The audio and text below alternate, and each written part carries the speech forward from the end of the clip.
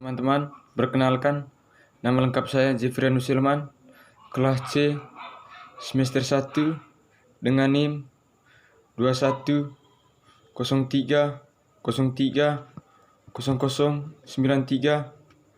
jurusan Sosiologi.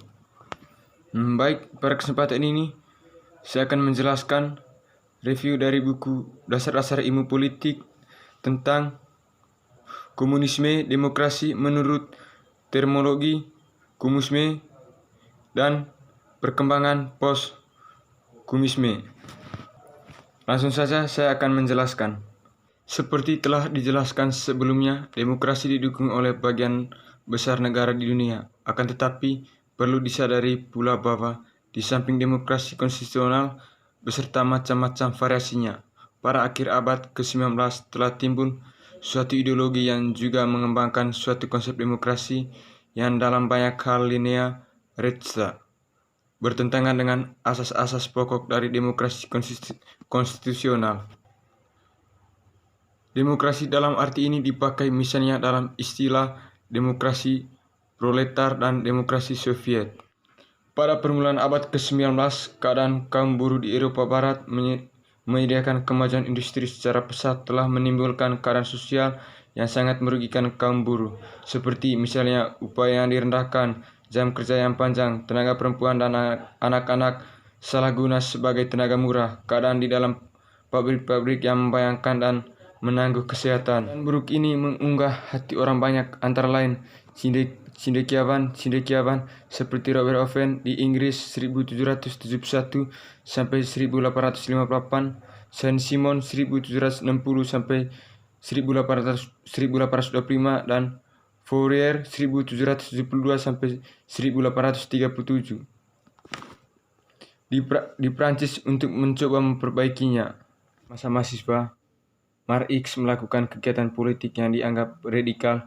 Sesudah diusir dari Jerman, ia menetapkan di London, Inggris, bekerjasama dengan Friedrich Engels yang menerbitkan bermacam-macam keragaman.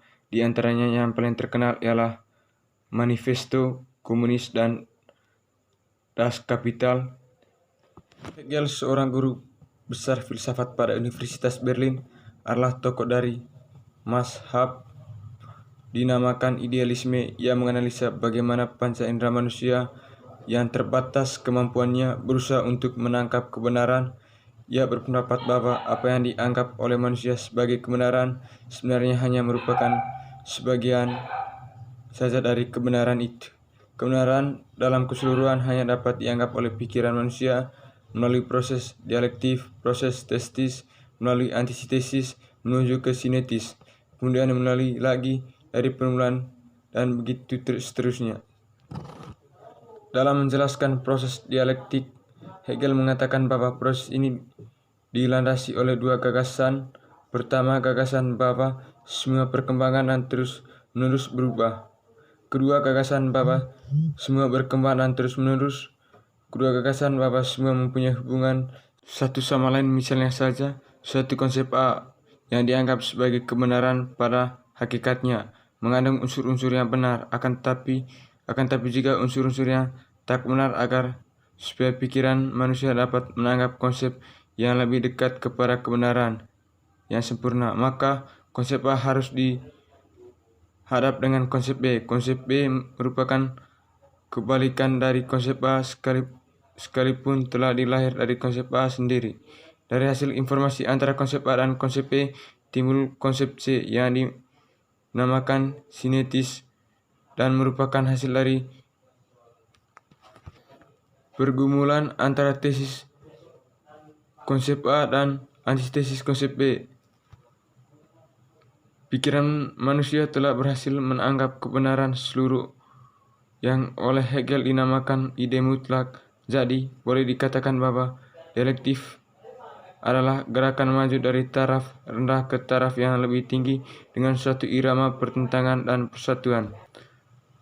Marx tertarik oleh gagasan dialektik seperti dibentangkan oleh Hegel karena di dalam terhadap unsur-unsur kemajuan melalui konflik dan pertentangan, dan unsur inilah yang perlukan untuk menyusun teorinya mengenai perkembangan masyarakat melalui revolusi. Dari ajaran Hegel, Marx mengambil dua unsur, yaitu gagasan mengenai terjadinya pertentangan antara segi-segi yang berlebihan dan gagasan bahwa semua perkembangan terus. Dalam hal itu, Marx menolak asas pokok dari aliran idealisme bahwa hukum dialektif hanya berlaku di dalam dunia yang abstrak.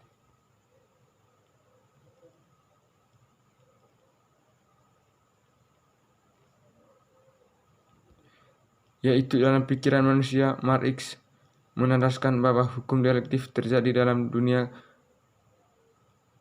kebendaan, dunia materi, dan sesuai dengan pandangan itu ia dinamakan ajaran materialisme. Selanjutnya ia berpendapat bahwa setiap benda atau keadaan dalam tubuhnya sendiri menimbulkan segi-segi yang berlawanan. Sesuai dengan hukum dialektif, gerak ini terus terjadi sehingga setiap kali ditimbulkan suatu negasi yang lebih baru, setiap negasi dianggap sebagai kemenangan yang baru atas lama. Suatu kemenangan yang dihasilkan oleh kontradiksi dalam tubuhnya sendiri. Jadi tiap objek melahirkan benih-benih untuk penghancuran diri sendiri, untuk melanjutkan diubah menjadi sesuatu yang lebih tinggi mutunya.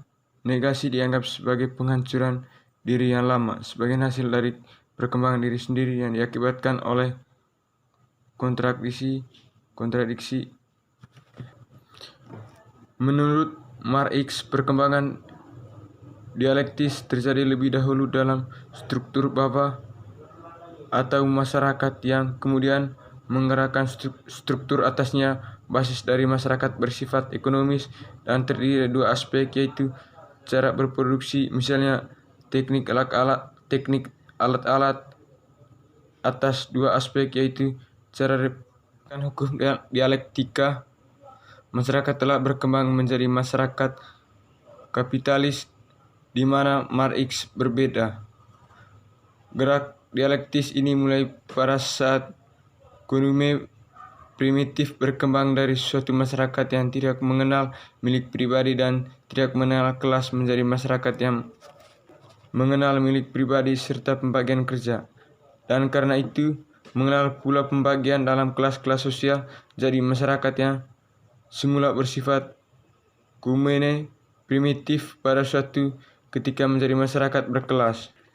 Perkembangan ini menurut Marx adalah tidak terelakkan karena sudah merupakan hukum sosial dalam usaha mencapai masyarakat komunis. Kaum proletar akan memainkan peranan penting. Mereka membuat kekuasaan dari tangan kapitalis, mengambil alih segala alat produksi, dan melalui tahap transisi yang dinamakan reaktor proletariat. Menurut Marx, pertarungan antara kaum kapitalis melawan kaum proletar akan merupakan pertentangan kelas yang terakhir, dan dengan demikian akan berakhirlah gerak dialektis. Masyarakat komunis yang dicita-citakan Marx merupakan masyarakat di mana tidak ada kelas sosial, di mana manusia dibebaskan. Baik, itu saja yang saya bisa jelaskan dari buku Dasar-Dasar Ilmu Politik tentang komunisme, demokrasi menurut terminologi komunisme, dan perkembangan post-komunisme. Sekian dan terima kasih.